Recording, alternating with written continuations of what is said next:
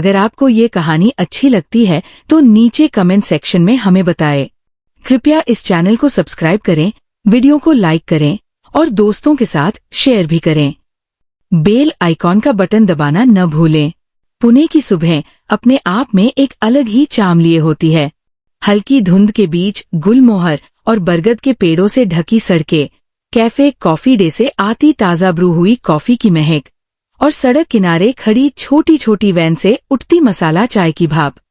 शहर का IT hub Hinjewadi सुबह सुबह ही जीवंत हो जाता है। कर्मचारियों से भरी कंपनी की बसें, ऑटो रिक्शा की आवाजें और हर तरफ भागते इंजीनियर्स। यही काम करता था एकांश मेहरा, 27 साल का, लंबा, सलीके से कपड़े पहनने वाला युवक, जिसे कंपनी में उसकी समझदारी और शांत स्वभाव के लिए जाना जाता था। उसका डेस्क हमेशा सजा संवरा रहता, किताबों और नोट्स की साफ सुथरी कतारों से भरा। एकांश के दोस्त कम थे, लेकिन वो सबके लिए भरोसेमंद इंसान था। उसका स्वभाव ऐसा था कि कोई भी उससे सहज होकर बात कर सकता था। उस दिन ऑफिस के लॉबी में हलचल ज्यादा थी। नए जॉइनर्स का वेलकम चल रहा था। एचआर की टीम हर नए चेहरे को मुस्कुराहट के साथ अंदर ला रही थी। कॉफी मशीन के पास खड़ा एकांश मोबाइल पर मेल्स चेक कर रहा था। तभी उसकी नजर एक लड़की पर पड़ी। वह लड़की सफेद और नीले रंग की सादी सलवार कुर्ती पहने खड़ी थी। उसके बाल एक मोटी, लंबी चोटी में बंधे थे। चेहरे पर हल्की घबराहट और संकोच साफ झलक रहा था। वह अपने बैग को कसकर पकड़े रिसेप्शनिस्ट से कुछ पूछ रही थी। उसके चेहरे पर मासूमियत थी, लेकिन उसकी चाल में एक हल्की सी लंगड़ाहट थी। ये कोई बड़ी बात नहीं थी, पर वह इस कमी को महसूस करते हुए और ज्यादा झिझक रही थी। यह थी आरुषि वर्मा, लखनऊ से आई एक नई प्रोग्रामर। उसके अंदर एक अजीब सा डर था। नया शहर, नई नौकरी और लोग जो उसे नहीं जानते। वह जानती थी कि अक्सर लोग उसकी चाल को नोटिस करते हैं और फिर वही भावुक नजरें या दया से भरी मुस्कान उसे असहज कर देती है। इसीलिए वह चाहती थी कि बस अपना काम करे और किसी को अपने करीब न आने दे। एकांश ने उसे गौर से देखा, लेकिन उसके चेहरे पर कोई अजीब सी जिज्ञासा या दया नहीं थी। बस एक सामान्य, सहज मुस्कान थी। वह लड़की घबराई सी दिख रही थी। उसने सोचा कि शायद बात करके उसे सहज किया जा सकता है। हाय, न्यू जॉइनर? उसने हल्के और आत्मीय स्वर में पूछा। आरुषि थोड़ी चौंकी, फिर धीरे से बोली, हाँ, अभी अभी आई हूँ। उसकी आवाज में मिठास थी, लेकिन उसमें डर भी झलक रहा था। मैं एकांश, यहाँ पिछले 3 साल से हूँ। तुम किस टीम में हो? डेवऑप्स। मुझे टीम लीड से मिलना है। अच्छा, मैं भी उसी टीम में हूँ। आओ, मैं तुम्हें टीम से मिलवा देता हूँ। वह हल्के से मुस्कुराई। Thank you. टीम के पास पहुंचकर उसने उसका परिचय कराया। टीम के लोग गर्मजोशी से मिले, लेकिन आरुषि को अब भी खुद को सहज करने में समय लग रहा था। नए माहौल में वह ज्यादा बात नहीं कर पा रही थी। पहले दिन उसने ज्यादातर समय अपने डेस्क पर बैठकर सिस्टम सेटअप करने और प्रोजेक्ट डॉक्यूमेंट्स पढ़ने में बिताया। एकांश ने महसूस किया कि वह दूसरों से कम बातचीत कर रही है। वह इसे समझ सकता था। नया माहौल किसी के लिए भी कठिन होता है। दिन गुजरते गए।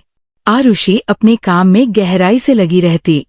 वो ज्यादा बात नहीं करती थी, लेकिन उसका काम साफ सुथरा और बेहतरीन था। एक बार एकांश ने उसकी स्क्रीन पर झुककर कोड देखा और मुस्कुराया। Good job, Aarushi. तुम्हारा कोड बहुत क्लीन है। आरुषि को ऐसी तारीफ की आदत नहीं थी। वो थोड़ी शर्मा गई। Thank you. उसके चेहरे पर आई हल्की लाली देखकर एकांश मुस्कुराए बिना नहीं रह पाया। धीरे धीरे एकांश ने नोटिस किया कि आरुषि अपनी असुरक्षा को बहुत गहराई से महसूस करती है। वह चलने के दौरान भी हमेशा सावधान रहती, ताकि कोई उसकी चाल पर ध्यान न दे। लेकिन एकांश को ये सब अजीब नहीं लगा। उसके लिए वह बस एक साधारण लड़की थी, जिसकी आंखों में गहराई और चेहरे पर मासूमियत थी। एक दिन शाम को अचानक तेज बारिश होने लगी। ऑफिस से निकलने का समय था। आरुषि अपने बैग को कंधे पर डालकर गेट के पास खड़ी थी। उसकी बस छूट चुकी थी और बारिश रुकने का नाम नहीं ले रही थी। हे, रेन में फंस गई हो? एकांश ने पास आकर पूछा। आरुषि थोड़ी असहज हुई। हाँ, लग रहा है ऑटो लेना पड़ेगा। इतनी बारिश में ऑटो कहाँ मिलेगा? चलो, मैं छोड़ देता हूँ। मैं कोरेगांव पार्क की तरफ ही जा रहा हूँ। नहीं नहीं, मैं मैनेज कर लूंगी। अरे, कोई बड़ी बात नहीं है। तुम गीली होकर बीमार पड़ जाओगी। चलो, आओ। उसने संकोच से कार का दरवाजा खोला और बैठ गई। कार में हल्की खुशबू थी, शायद एयर फ्रेशनर की। खिड़की के शीशे पर बारिश की बूंदें लुढ़क रही थी। बैकग्राउंड में धीमी सी इंस्ट्रूमेंटल म्यूजिक चल रही थी। दोनों कुछ पल खामोश रहे। ये खामोशी बोझिल नहीं थी, बल्कि आरामदायक थी। तुम्हारा हाउसिंग सोसाइटी का नाम? Green Meadows, Koregaon Park. Oh, अच्छा इलाका है। पहली बार पुणे आए हो? हाँ, सब नया है। चिंता मत करो, पुणे तुम्हें जल्दी अपना लेगा। यहाँ के लोग बहुत दोस्ताना है। आरुषि खिड़की से बाहर देखते हुए मुस्कुराई। हाँ, उम्मीद है। जब तक कार ग्रीन मेडोज सोसाइटी के गेट तक पहुंची, आरुषि का मन हल्का हो चुका था। थैंक यू, एकांश। आपने सच में मदद की। अरे, इसमें थैंक यू की क्या बात है? फ्रेंड्स हेल्प करते हैं, उसने सहजता से कहा। उसके चेहरे पर आई हल्की मुस्कान और उस शाम की बारिश, ये सब कुछ एकांश के दिल में कहीं गहराई से उतर गया। उस रात आरुषि अपने फ्लैट पर बैठी बारिश देख रही थी। उसके मन में एक अजीब सा सुकून था। कोई था जिसने उसकी चाल पर ध्यान नहीं दिया, जिसने उसे अजीब नजर से नहीं देखा। शायद उसने सोचा, ये शहर इतना बुरा नहीं है। पुणे की सुबह एक जैसा ही नजारा पेश करती। धूप की हल्की किरणें बादलों से छनकर आईटी पार्क की ऊंची इमारतों पर बिखरती और सड़कें काम पर भागते लोगों से भर जाती। आरुषि को अब इस शहर की रफ्तार की थोड़ी आदत हो गई थी। ऑफिस में उसका अपना एक कोना था, लैपटॉप, एक छोटा सा पौधा और चाय के कपों का कलेक्शन। धीरे धीरे उसने अपने सहकर्मियों से हल्की बातचीत शुरू कर दी थी। लेकिन एकांश के साथ उसका रिश्ता अलग था। उसके साथ उसे कभी अपने कंफर्ट जोन से बाहर जाने की जरूरत नहीं पड़ती। एक दिन दोपहर के ब्रेक में कैफेटेरिया में जब वो अकेली बैठी थी, तो एकांश उसके सामने आकर बैठ गया। कॉफी? उसने मुस्कुराते हुए पूछा। हाँ, थैंक यू। दोनों अपने अपने कप उठाकर धीरे धीरे सिप लेने लगे। तो लखनऊ कैसी जगह है? कभी गया नहीं हूँ। आरुषि की आंखें चमक उठीं। बहुत प्यारा शहर है। पुराने बाजार, इमामबाड़ा, टुंडे कबाब, सब कुछ अपनी कहानी कहता है। यहाँ सब बहुत तेज तेज भागते हैं, वहाँ समय थोड़ा धीमा है। अच्छा है, मुझे भी कभी स्लो लाइफ चाहिए। शायद एक दिन जाओ। आरुषि मुस्कुराई। पहली बार उसे लगा कि कोई उसकी बातों को सच में ध्यान से सुन रहा है। धीरे धीरे उनकी बातचीत रोज का हिस्सा बन गई। काम के बीच हल्की मुस्कानें, मजाक और प्रोजेक्ट्स पर साथ काम करने का तालमेल, सब कुछ स्वाभाविक लगने लगा। एक रविवार की शाम आरुषि अकेले शॉपिंग करने निकली थी। उसने सोचा था कि नए फ्लैट को सजाने के लिए कुछ चीजें खरीदी जाए। वह F.C. रोड के एक बुक स्टोर में किताबें देख रही थी। तभी पीछे से आवाज आई, अरे आरुषि, यहाँ क्या कर रही हो? वह मुड़ी और देखा कि एकांश कैजुअल कपड़ों में, हाथ में कॉफी का कप लिए खड़ा था। एकांश, आप यहाँ? हाँ, बस ऐसे ही घूमने आया था। अकेली हो? हाँ, थोड़ी शॉपिंग करने आई थी। तो चलो, मैं भी साथ देता हूँ। वैसे भी मुझे इस रोड पर नए कैफे ट्राई करने का मन था। आरुषि पहले तो थोड़ी हिचकी, लेकिन फिर उसने हामी भर दी। दोनों पास की एक गली में बने एक छोटे से आर्ट कैफे में बैठ गए। वहां हल्की लाइटिंग, धीमा जैज म्यूजिक और दीवारों पर लगी पेंटिंग्स का एक अलग ही माहौल था। अच्छा है ना? एकांश ने कहा। बहुत अच्छा है, शांति है, वेटर ने कॉफी और पास्ता सर्व किया।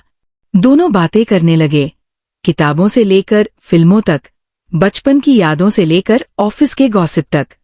उस शाम आरुषि को पहली बार महसूस हुआ कि वह एकांश के साथ खुलकर हंस रही है। वो भूल गई थी कि वह इस शहर में नई है। उसने महसूस किया कि यह लड़का उसके आसपास एक ऐसा दायरा खींच देता है जिसमें उसे खुद को छुपाने की जरूरत नहीं पड़ती। शाम ढल चुकी थी। जब दोनों कैफे से बाहर निकले, सड़क पर स्ट्रीट लाइट्स की पीली रोशनी बिखरी हुई थी। तुम्हें छोड़ दूं? एकांश ने सहजता से पूछा। हाँ, ठीक है। कार में बैठते ही हल्की ठंडी हवा ने माहौल को और भी सुकून भरा बना दिया। रास्ते में गाड़ी का म्यूजिक प्लेयर पुराने हिंदी गाने चला रहा था। आरुषि खिड़की के पास सिर टिकाए बाहर देख रही थी। एकांश ने हल्के से उसकी तरफ देखा। उसकी प्रोफाइल पर स्ट्रीट लाइट्स की रोशनी पड़ रही थी। उसके चेहरे पर सुकून था। तुम्हें पता है आरुषि, जब तुम मुस्कुराती हो तो लगता है जैसे शहर की भीड़ थोड़ी शांत हो गई हो। आरुषि चौंकी। उसने हल्की मुस्कान दी, लेकिन जवाब नहीं दिया। उसकी धड़कनें तेज हो गईं। कार रुकते वक्त उसने धीमे स्वर में कहा, आज अच्छा लगा। शुक्रिया। मुझे भी, एकांश ने नरमी से कहा। उसके हाथ कार का दरवाजा खोलते वक्त हल्के से कांप रहे थे। एकांश ने देखा और अनकहे भाव से मुस्कुराया। उस शाम के बाद उनके बीच कुछ बदल गया था। कुछ दिनों बाद ऑफिस में एक प्रोजेक्ट की डेडलाइन थी। एकांश और आरुषि को देर तक रुकना पड़ा। पूरी टीम जा चुकी थी। सिर्फ वे दोनों कॉन्फ्रेंस रूम में बैठे थे। कंप्यूटर स्क्रीन की नीली रोशनी में आरुषि का चेहरा चमक रहा था। उसके माथे पर गिरते बालों को एकांश ने गौर से देखा। काफी अच्छा प्रोग्रेस हुआ है, उसने कहा।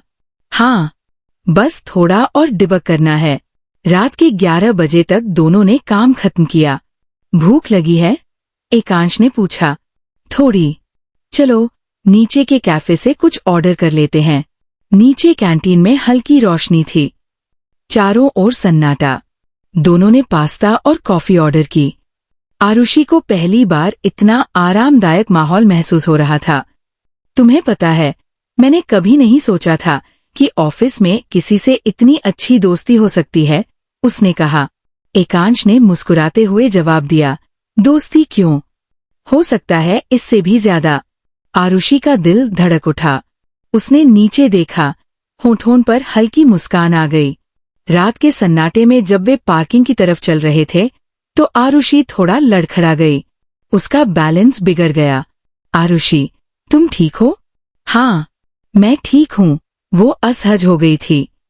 एकांश ने तुरंत उसका हाथ थाम लिया। तुम्हें सावधानी रखनी चाहिए, उसने नरमी से कहा। उसका हाथ थामने का अंदाज इतना सहज और स्नेह भरा था कि आरुषि की आंखों में हल्की नमी आ गई। तुम मेरी इस कमी को नोटिस करते हो ना?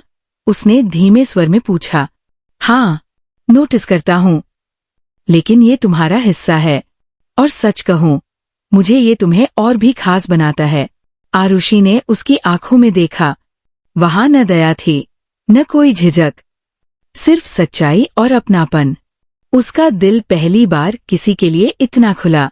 उस रात आरुषि अपने घर लौटकर देर तक सो नहीं पाई। वह बार बार वही पल याद कर रही थी। उसका हाथ थामना, उसकी आंखों की गहराई। उसने महसूस किया कि शायद वो धीरे धीरे इस लड़के के लिए कुछ महसूस करने लगी है। पुणे में मॉनसून का मौसम हमेशा ही जादू बिखेर देता है। आसमान पर घने काले बादल छाए रहते, हवा में मिट्टी की महक घुली होती और सड़कें जैसे हल्के हल्के पानी से चमक उठती। उस शुक्रवार की शाम भी कुछ ऐसी ही थी।